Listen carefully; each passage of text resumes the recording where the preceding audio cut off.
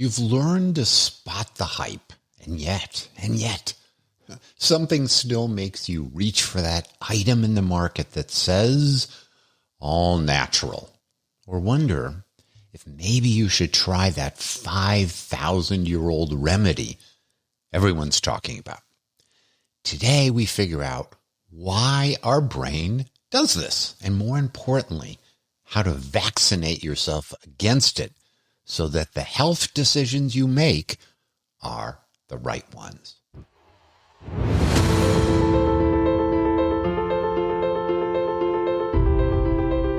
Hi, I'm Dr. Bobby Du Bois, and welcome to Live Long and Well, a podcast where we will talk about what you can do to live as long as possible and with as much energy and vigor that you wish.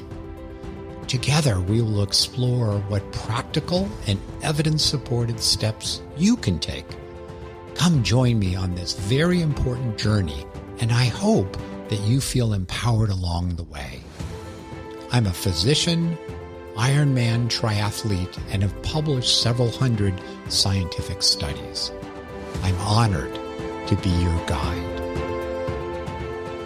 Welcome, men of one nation, my dear listeners, to episode 67, Vaccinate Yourself Against Health Hype, Why We Get Fooled, and the Toolkit to Avoid It. It's hard to believe we've been at this together for 67 episodes now. It makes me so happy when I see that almost every day, many folks are listening to my first episodes, which means they likely just learned about my podcast and are starting from the beginning. If you can tell a few folks about Live Long and Well, I'd be so happy and appreciative. In the 66 episodes so far, we've covered a lot. We've talked about why there's so much hype in the health space, how the wellness industry has a solution to all your problems. We've talked about why headlines don't tell the whole story and sometimes tell the opposite story. And we've done our share of myth busting. Things you were told you absolutely had to do, like take these supplements. Things you were told would wreck your health, like seed oils. And in most cases, the real answer turned out to be a lot more nuanced than whoever was selling you something wanted you to believe. So here's what I want to ask you. After all of that, why do we still fall for the allure? Because you do. I do. We all do.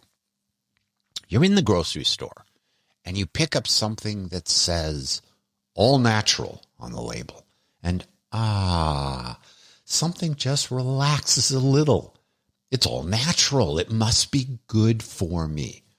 Or you're reading something and it says this remedy has been used for 5,000 years by millions of people. And part of your brain goes, okay, that many people, that much time, there's got to be something there. Even when you likely know better.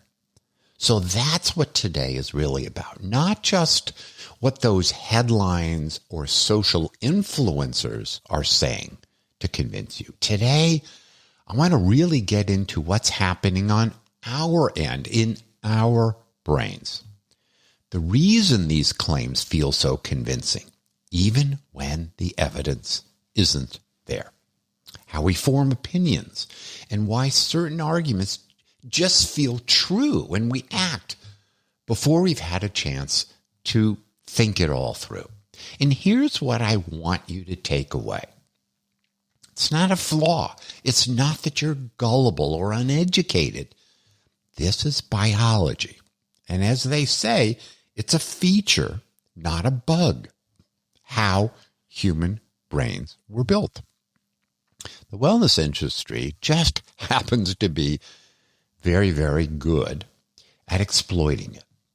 Not just those who were selling things, but also well-meaning writers of news headlines and the articles they prepare. So today we name it, and once you can name it, you can combat it or vaccinate yourself against those quick, often faulty decisions. Let me explain what triggered this episode. Gail and I run Madrone Springs Ranch in Dripping Springs, Texas.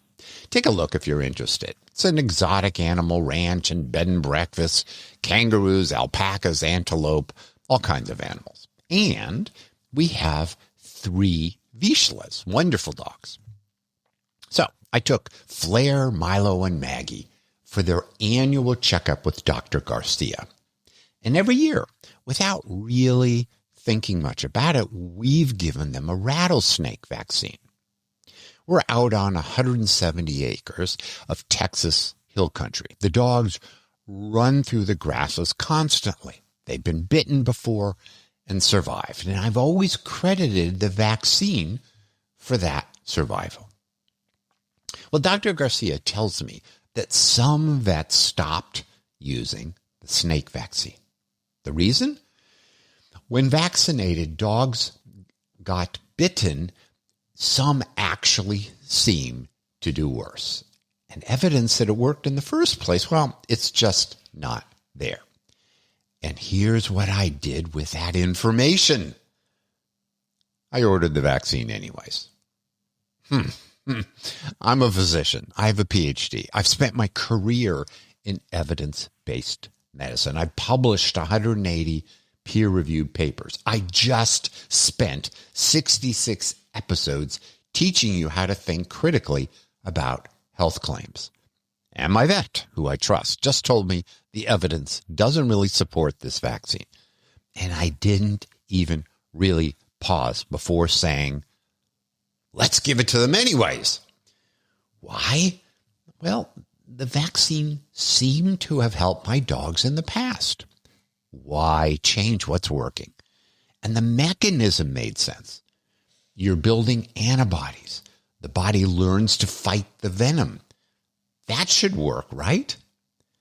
Except there are no randomized controlled trials here. No real data. Just my feeling that it helped. A plausible biologic story and a strong wish not to change something that felt like it was working. It wasn't until later, driving home, that I caught myself. I hadn't listened carefully to what Dr. Garcia said. I hadn't asked good questions. I had just reacted instantly. And I thought, if I can fall for this mental trap, after everything I know, after everything I've taught, then this is worth an episode. Because at that moment in the vet's office, that's exactly what we're talking about today. That pull you feel towards a decision before your brain has actually done the work.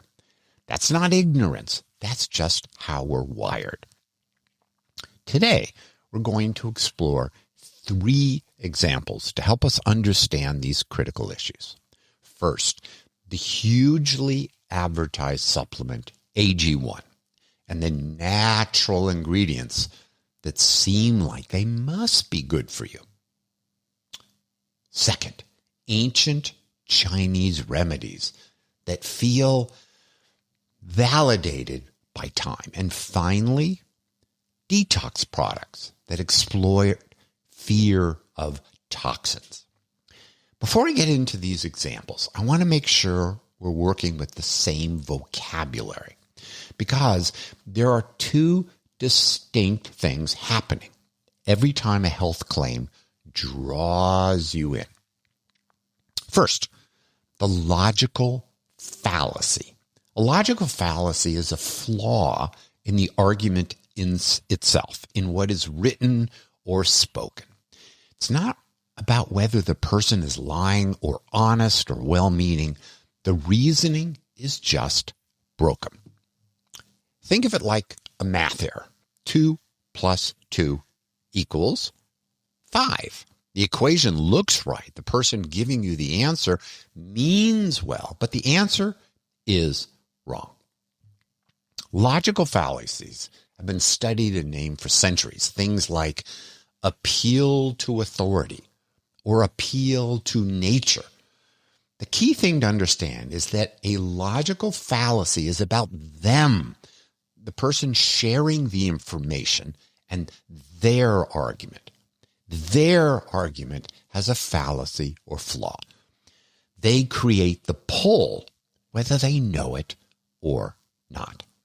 Now for the second concept, the cognitive bias. Cognitive bias is a problem in how you process the argument. It's not about the claim, it's about your brain. The shortcuts your mind uses as it hears the information and quickly processes it. Cognitive biases are not character flaws. Every single person has them. Researchers have them. Doctors have them. I clearly have them. Back to my dogs. Every year they got the vaccine.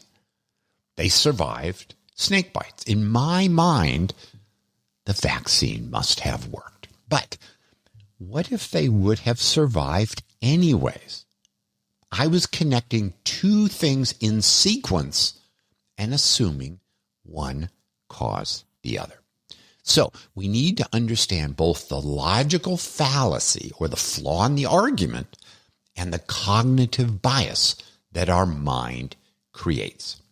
If you only know the logical fallacy, you can spot the flawed but compelling argument, but you'll still feel drawn to it.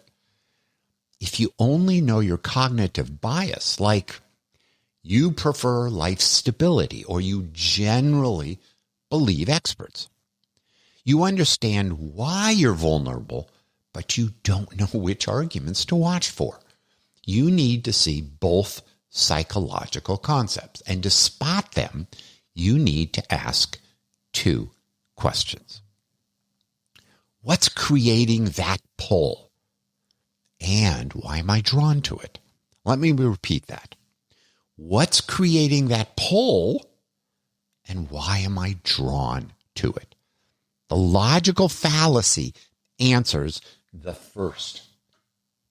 The cognitive bias answers the second. And once you can answer both, that's your vaccination. To bring these concepts home, I want to walk through 3 examples which touch on specific logical fallacies and specific cognitive biases.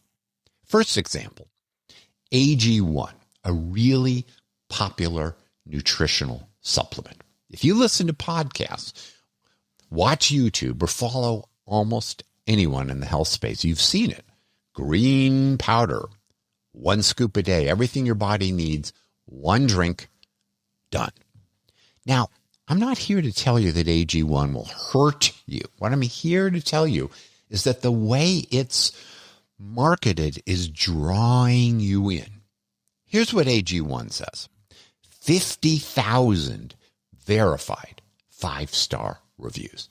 #1 doctor recommended, backed by leading research and trusted by leading scientists and athletes.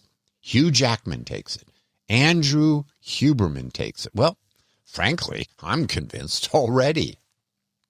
And the ingredients? Vitamins, minerals, mushrooms, licorice root, ashwagandha, beetroot, pre- and postbiotics, carrot, cocoa bean, ginger, grapeseed. Boy, that sounds powerful. But every element on their website or in advertisements is targeted to trigger a specific reaction in your brain. Here are a few. Broken argument or logical fallacy #1. Appeal to nature. Every AG1 ingredient sounds like something from a garden or a forest. The implicit argument, natural equals safe. Natural equals effective, what your body needs. But really, natural tells us very little. Arsenic's natural. Cobra venom's natural. And on the flip side, statins, some of the most thoroughly proven drugs in cardiovascular medicine. Decades of randomized controlled trials, hundreds of thousands of lives saved. Completely synthetic. Despite the evidence, patients often resist these drug treatments because they aren't natural. And then they happily take red yeast rice or CoQ10 based upon almost no credible evidence. So watch out for the appeal to nature fallacy. You'll find it everywhere. Broken argument or logical fallacy number 2. Appeal to authority. Number 1 doctor recommended. Hugh Jackman and Andrew Huberman swear by it. Credentials and fame substituting for evidence. Andrew Huberman is generally knowledgeable about neuroscience, but that expertise doesn't really transfer to every ingredient in a green powder. But it sure seems convincing at some level. So be wary when you're drawn towards what experts say. So those are some of the logical fallacies. On to the cognitive biases. First, the halo effect. I mentioned the appeal to authority argument or flaw. But what in our brain is susceptible to that argument? That would be the cognitive bias that lurks within us. When someone is impressive in one area, your brain automatically grants them authority across all areas. So the halo goes beyond just that person's area of expertise. Hugh Jackman is disciplined, fit, and famous. His halo, without you choosing it, potentially to whatever he endorses. It's part of cognitive dissonance theory. Like the man, like what he says. Andrew Huberman knows neuroscience deeply. That expertise feels like it covers everything he recommends. The halo effect does its work before your rational brain has a chance to weigh in. You want that AG1 solution that these folks swear by. Second, social proof. The logical fallacy that there are 50,000 five-star reviews hits that part of your brain that hears what others are doing and follows the proverbial herd. Your brain looks at what large number of other people are doing as a signal for what you should do. 50,000 five-star reviews isn't just a number. It feels like a verdict. They can't all be wrong. This is deeply wired. Following the group was usually the smart move for most of human history. Well, today, it moves a lot of green powder. Now that we can see the fallacies and the biases, what do? Ask these questions. First, what's the evidence supporting the claim? Second, what's the specific expertise of the endorsers, and does it actually apply here? Third, just because many people buy it, what does that really mean? That it works, or that the marketing is really good? To vaccinate ourselves against this hype, we have 3 steps. First, name the fallacies in the argument being made. Second, name the biases that naturally live in our brain. And third, ask questions. That's your validation. Here's example 2 that feels ancient and wise. Traditional Chinese medicine and the time fallacy. Chinese medicine goes back thousands of years. Acupuncture and herbal remedies. And let's look at one herbal remedy. Turmeric. Capsules, powders, even lattes and skincare. The marketing almost always tells the same story. Turmeric has been used in Ayurvedic and Chinese medicine for over 5,000 years to reduce inflammation, support joints, promote longevity. Message is clear. Elders figured this out a long time ago. Who are we to argue? And something in you responds to that. That many people, that much time, they must have figured something out. And that is broken argument or logical fallacy number 1. Appeal to antiquity. Age equals proof, so it seems. 5,000 years of use means 5,000 years of validation. But bloodletting was practiced for over 2,000 years by mainstream medicine and respected practitioners of each era. It nearly killed George Washington. Mercury was used as medicine for centuries. Lobotomies were standard of care not that long ago. Time doesn't validate things. Things persist for many reasons, like tradition, religion, and habit, not necessarily because they work, because they often don't. For decades, we were told to eat fewer eggs. That turned out to be bad advice. Well, back to turmeric. Its potential anti-inflammatory mechanism seems compelling, but clinical trial after clinical trial has failed to show meaningful benefit, in part because curcumin, the key element in turmeric, has very poor bioavailability. Your body barely absorbs it. Despite the long history in Chinese medicine, evidence that it works is lacking. So keep your eyes open when you hear that argument that it's been around for hundreds of years. Broken argument or logical fallacy number 2, post hoc ergo propter hoc, a fancy Latin way of saying, after this, therefore, because of this. Here's the argument and the fallacy. Sally starts taking collagen. Her joint pain got better. Therefore, the collagen fixed it. But joint pain comes and goes. People seek treatments when pain is at its worst, which means almost anything they try might be followed by improvement. Pain naturally regresses towards its average. That's regression to the mean. The collagen came first.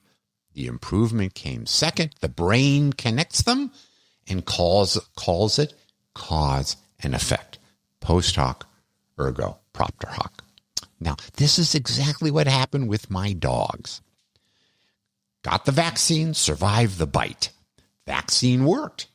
The sequence felt like proof. Probably it wasn't. Watch out for this cause and effect logical fallacy. Now, for what our brain does with those arguments, the cognitive biases that help convince us. First, pattern seeking. I took it. I got better. Your brain connects those dots automatically. In a simple world, eat that berry, get sick. This connects the dots. Instinct saves lives. And we feel uncomfortable if we can't find a connection to what happens in our lives. In a complex system like human health, with dozens of variables changing simultaneously, this pattern seeking can lead us in the wrong direction. Second, narrative bias. A grandmother's remedy passed down through generations. A memorable story. It has characters, my grandma and her sisters. It has an arc of time as the story unfolds, and maybe a bit of drama. Your brain tends to weigh stories far more heavily than a table of statistics. Not because you're foolish, but because that's how human cognition works. Stories feel true in a way that data simply doesn't. I had a colleague who advised me on public speaking. She said, data makes you credible. Stories make you memorable. Watch out when stories begin to draw you in. What's our vaccination against this narrative and pattern-seeking process? Ask yourself, well, what else changed at the same time? Sally felt better. Could this be regression to the mean or placebo? Name the logical fallacy in the argument. Name the cognitive bias in ourselves. Ask the questions.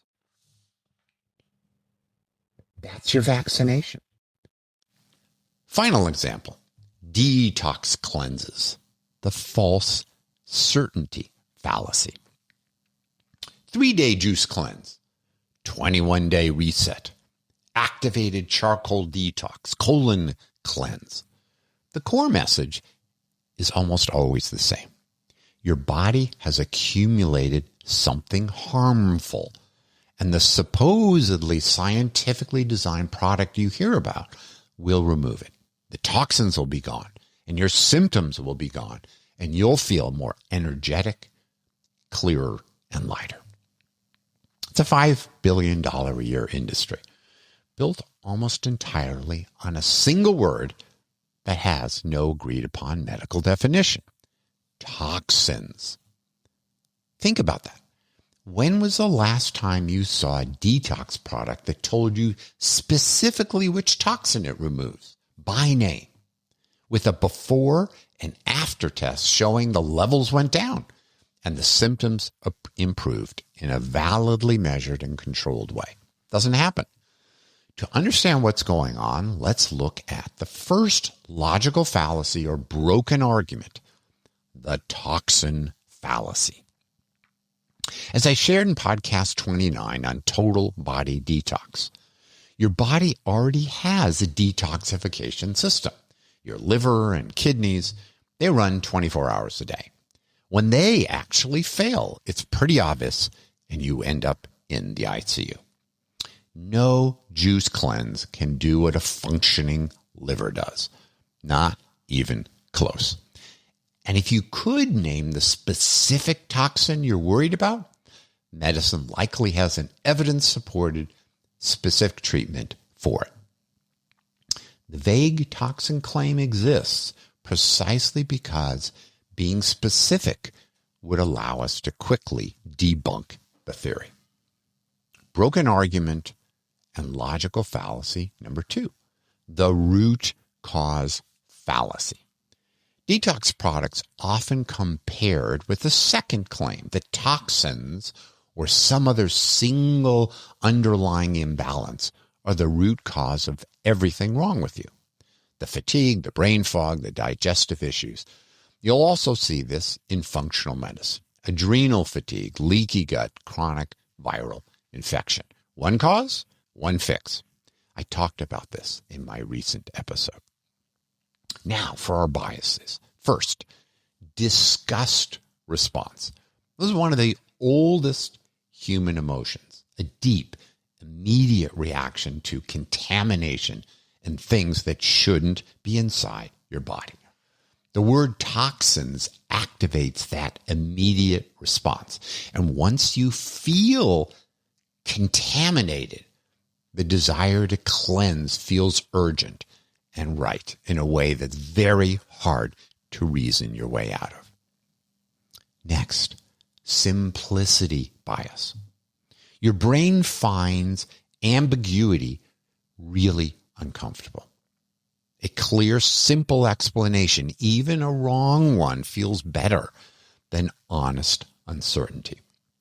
When someone says, this is your root cause, your brain experiences something close to relief. The mystery resolves. That feeling of certainty is so satisfying, it can override careful evaluation of whether the answer is actually correct. So what do you ask? For detox, what specific toxin by name are they targeting? And how will you measure and monitor it? Can we do an N of 1 assessment? How does this product specifically remove the toxin? Has the proposed treatment been shown in controlled trials to resolve the symptoms? Ask yourself, am I responding to the relief of having an answer or to actual evidence that the answer is correct? Those two things feel identical from the inside. Only one of them is real. Let's step back for a moment. 3 examples, AG1 and the natural ingredients that feel like harmony. Ancient remedies that feel validated by time. And detox products that exploit toxin fear and the relief of a single root cause. Different products, different claims, same 2-layer structure every single time.